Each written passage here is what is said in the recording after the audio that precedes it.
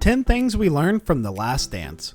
Before we start, I would want you to hit that red subscribe button so you never miss out on any of our videos. Hey guys, what's up? Welcome back to SporTastic. Here are 10 things we learned from The Last Dance. Number 10, competitive Jordan. Michael Jordan being a fierce competitor is not a surprise. It's one of the most famous traits. However, The Last Dance revealed that he got that fire from his brother Larry. Michael admitted that his brother was the first real athlete in the family. Larry's competitive fire was so intense that he'd fight someone if they beat him. That's part of where Michael got it from. How good was Larry when they played one-on-one? Michael said, when you say Air Jordan, I'm number 2, he's 1. At any cost. Number 9, Michael's letter. Life wasn't always lavish for Michael Jordan. Though he currently has a net worth somewhere north of $2 billion, his days in college before Jordan became a brand were rough. During an interview, Michael's mother Dolores read a letter that he wrote while in college. Down to his last $20, Michael's letter included a note at the end to please deposit some money for him and to also send him some stamps. The mother-son duo both laughed while reading it in the present. Number 8, Danny Ainge story. By now, Michael Jordan's incredible 63-point performance against the Boston Celtics is the stuff of legend. He carried a 30-52 team to double overtime against the juggernaut 67-15 Boston Celtics team with the outburst. Current Celtics GM Danny Ainge told a story about golfing with Michael before the game. He won a few bucks off of him and talked smack. Michael promised he had something for him that night and went off for an outing that Larry Bird described as God disguised as Michael Jordan. Everybody's dreading getting back on the plane. Number 7, loyalty to Phil. Phil Jackson is often considered to be the greatest NBA head coach of all time. Greg Popovich is in the conversation, but Jackson does have a record 11 championships as a coach. 6 of those came with the Bulls dynasty. Still, Bulls GM Jerry Krause was apparently not a fan of this.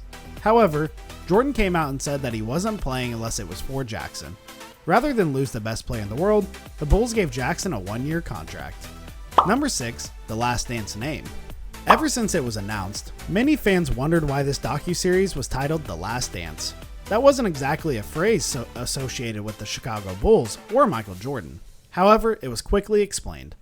Jerry Krause reportedly told Phil Jackson in 1998 would be the final year regardless of their success. Combine that with the other factors surrounding the team, and it makes sense that Phil said the season would be their last dance and to play accordingly. Number 5, Cocaine Circus. When Michael Jordan arrived in the NBA in 1984, he found a world he didn't know. On a preseason trip, he came across of the veteran players partying in a hotel room with various women and drugs. He exited, not wanting to get in trouble and being someone who didn't deal in that stuff. It was the confirmation that many needed on rumors that the team was a traveling cocaine circus during those days. Number 4, load management. A lot of current players get chastised for load management. That's when they take games off or limit minutes to preserve their bodies and be pressured for the playoffs. Players from the 80s and 90s often consider this soft. Interestingly, Jordan was one of the earliest cases of load managing. The Bulls wanted him to sit out the season after breaking his foot to preserve his future. Desperate to play, Jordan pushed them and they eventually compromised to let him play a maximum of 14 minutes per game, not a second longer. Number 3, Jerry Krause wasn't well liked. The name Jerry Krause is usually associated with success. That's what happens when you're the GM of a team that wins multiple NBA titles. However, The Last Dance showed that he wasn't popular. He made comments about front offices winning championships, not players and coaches. Though he claims he was misquoted, it was another in a long line of issues. Jordan could even be heard throwing verbal jabs at him throughout that might have not been playful. Number 2, Scottie Pippen's surgery drama.